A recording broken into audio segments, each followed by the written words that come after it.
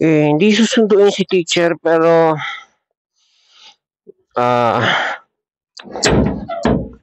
may naiwan siya. Doon daw siya matutulog sa school. Uniform niya bukas kasi nga graduation kanina. Dala lang niya yung barot saya niya. Yung uniform bukas hindi niya dala kasi nga wala sa plano niya doon matulog. Sabi ko, dito siya matulog.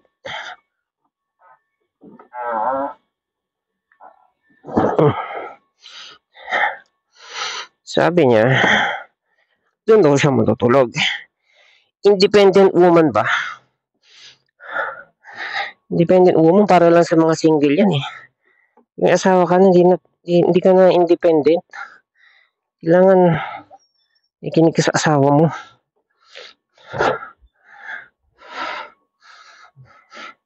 Naglolo ko na naman yung number 3, fuck.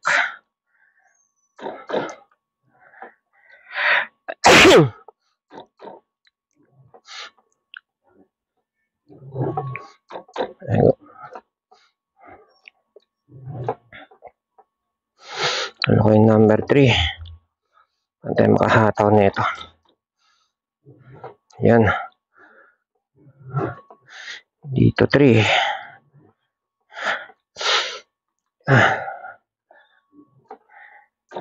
Come on, number 3. Gumana ka.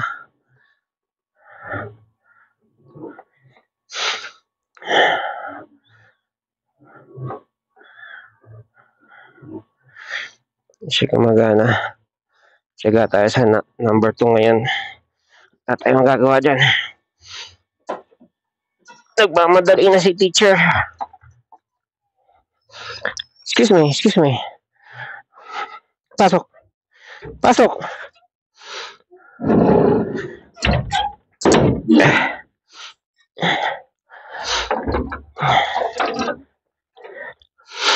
Yan ako, as much as possible.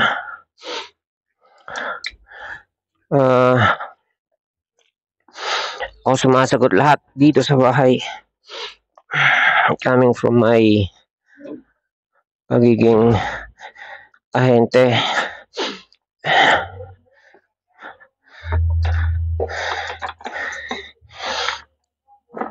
Para maging masunurin siya sa akin. Ay, nawala yung number 3 Number 2 lang ito eh.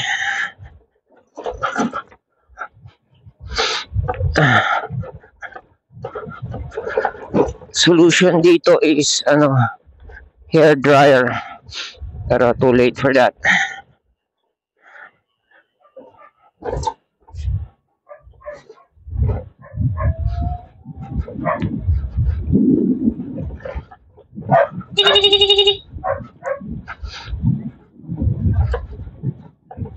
Wala akong number 3.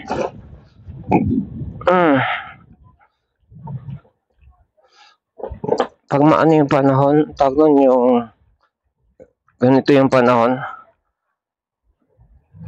Tawag moist. Lolo ko yung switch. Ewan ko kung mag-ano ako. Si delikado to pag mag-overtake eh. Ewan ko kung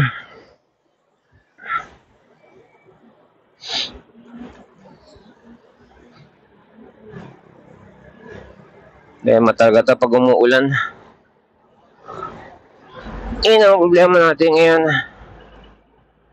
Di tayo makapagtulin. Ayun na, gumana na.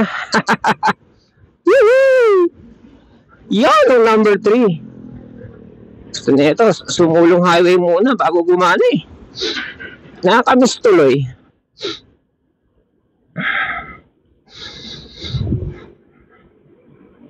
Oo, nagka-fog helmet.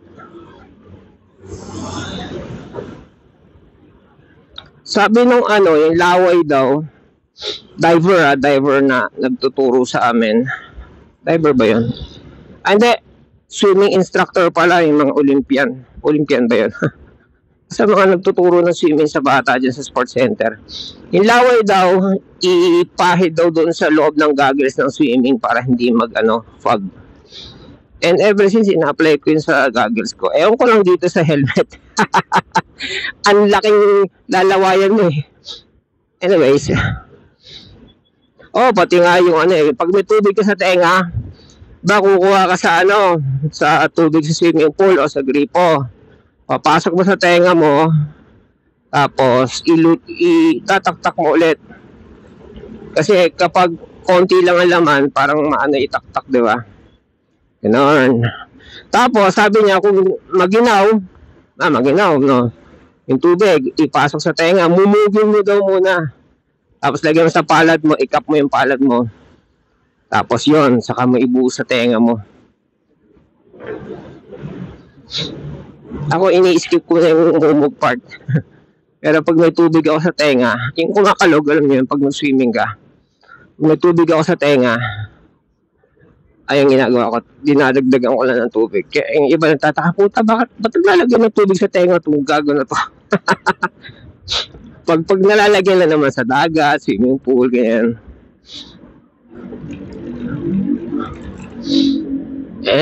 Gumana rin number 3. Yan sarap. Layo eh.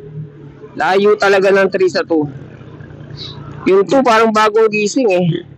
Yung 3 parang Superman eh. Yan boom. Mala Superman yung buga niya. Kaya mapapansin mo pag hindi siya 3. Kahit nakaselect siya sa 3.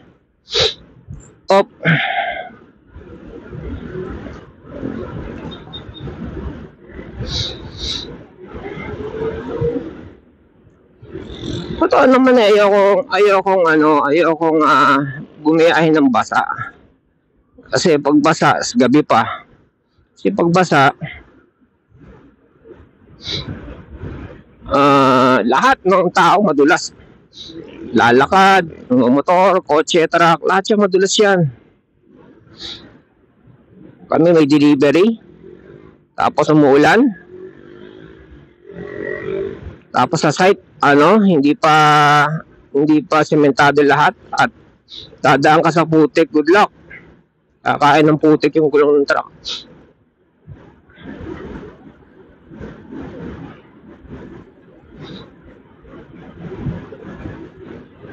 Pag kumain pa yun, lulubog yun. Ang tawag doon, balahaw. Pag lumubog yun, pag lumambot yung lupa. Teka, concentrate tayo dito Critical to eh. Dito ako sinalpok ng tricycle. Tsaka yung kotse, naiwasan ko. Naiwasan namin ni teacher. Kakaliwa siya. Pag kakaliwa ka, dito ka muna sa inner lane. Sige, gusto niya sa second lane. Wag kang maabot sa bicycle lane. Pero mo kumuliwa siya mula doon sa kanto, papasok dito sa sumulong. Diretso siyang bicycle lane. Nasa outer lane kami, tapos kumanong kami ako sa bicycle lane. Tapos, sasagad pa talaga ako, hindi ako pumareno. Ay ko, ayos to Yun yung yun yung kainit. Puta. Yun yung kainitan sa visor na kapag e-bike, banggain nyo, mga gano'n. Kasi mga comments, dapat sinasagasaan yung mga naka-e-bike na yun. Yun yung kainitan ng era na yun eh. Yung mga tao talagang nag-hunting ng mga e-bike eh. Hindi naman to e-bike, this is e-motorcycle. Unang-una. Pero, syempre, alam mo naman, generalize.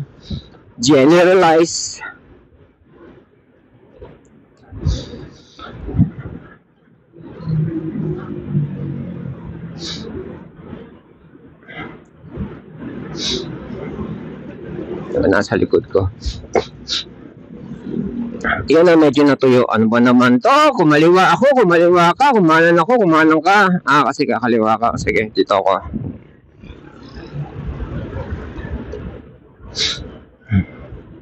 Lali lang tayo.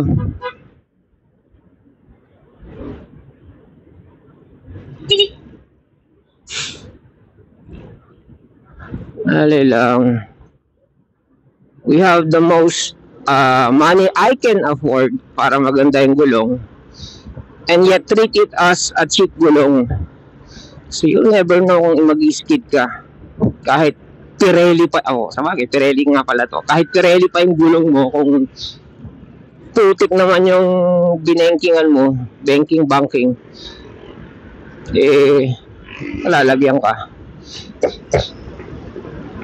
Uy, tuyo! Kaya pala ayaw maniwala ni teacher Hindi, tuyo kasi merong LRT.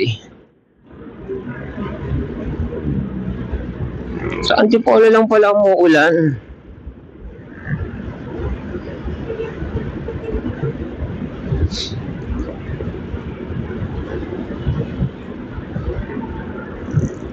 Meron akong iniinom na tulad yan, tag-ulan na. Teka, concentrate muna tayo.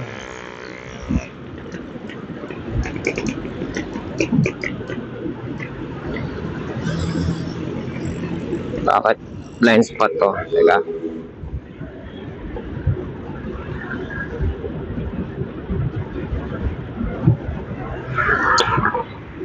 Ikaw na.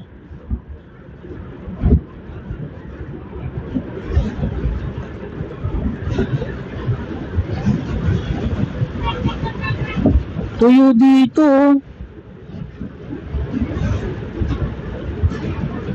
Kaya pala hindi naniniwala. Hindi, tuyo to kasi gilid. Hindi, tuyo talaga. Kaya pala hindi siya naniniwala.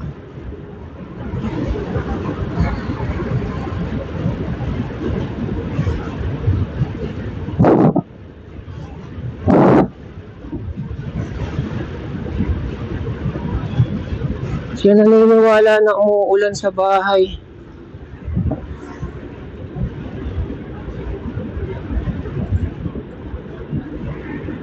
Ganun.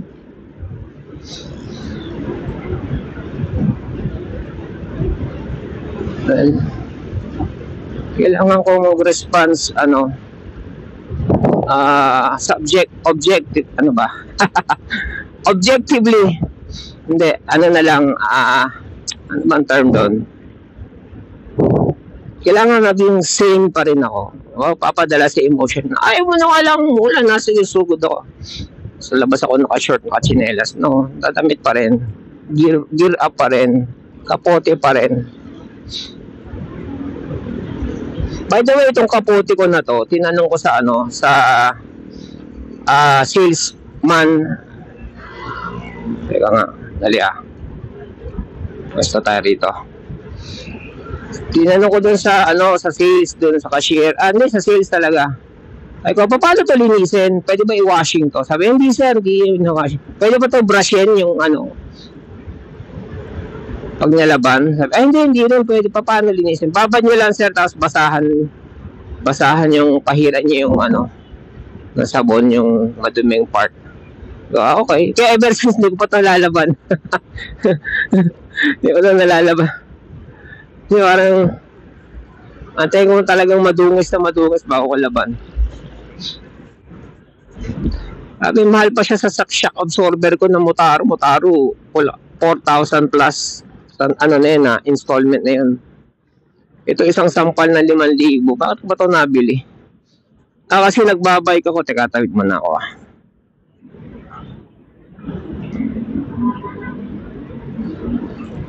Kasi nagbabike ako at that time and inaabot ako ng ulan. Nagpe-prepare ako sa ulan. Pag tag-ulan na. Sabi ko, para pag tag-ulan na, susuotin ko. Kasi, kailangan ko yung kapote na marami na subukan na kapote. Kailangan ko yung kapote na protektado ako sa ulan. At the same time, hindi ako magkukulap sa init. Kasi may mga kapote na kukulap ka sa init. Protektado ko nga sa ulan. Heat stroke ka naman dahil nga kapote, para siyang plastic, di ba? Ganoon. So, binasa ko yung mga features nito, ganyan. Sobrang siksik daw nito. Meron silang measurement kung gaano kasiksik Meron pang isa doon, tig 3K. Ganitong measurement yung kasiksik. Ito yung pinakamataas na siksik na na woven ba? Pagkaka-manufacture ng tela. O kung ano man tawag dito sa fabric na to. Tapos at the same time, yung pawis daw mo, may lusutan sa kilikili. Tapos, may zipper literally ito sa ilalim ng kilikili. Tapos yun nga, hindi ka basta-basta papasukin ng tubig kasi double siya. Double, tapos yung mismong outer layer niya, maganda. So ginamit ko to, nakapike ako, umuulan. Pag sampa ko sa gutter, merong si John ako sa punta akong Paranaque.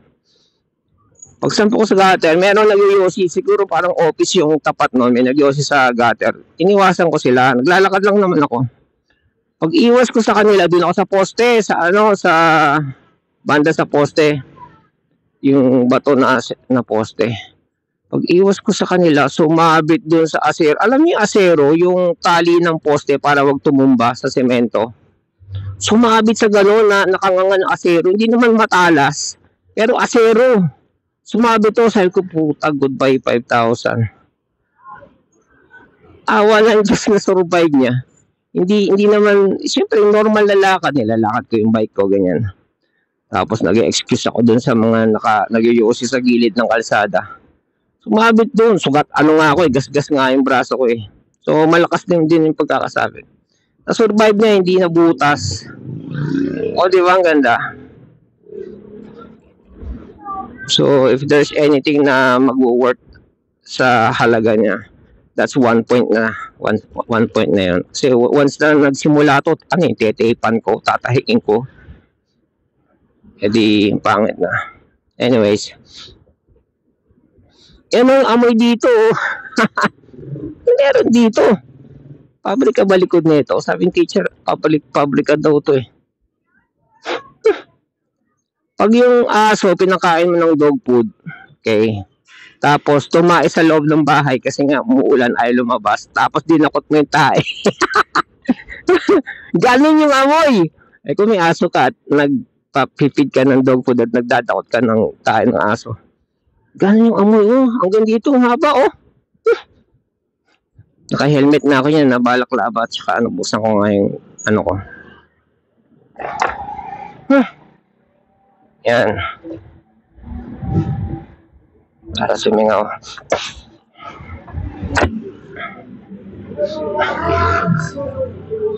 Yung naming aso na na itim. Yun? Chow chow. Pero anong chow chow yun? Tawag sa ganun chow chow yung tawag sa ganun eh. Exotic. Yan. Kasi pag sinabi mong chow chow, yun yung brown, na fluffy, na malaki. Yan. Ito mid-size lang. Hindi siya fluffy. Parang wala pang 1 inch yung buhok niya. 1/2 inch lang yung buhok niya. Tapos black. Noon.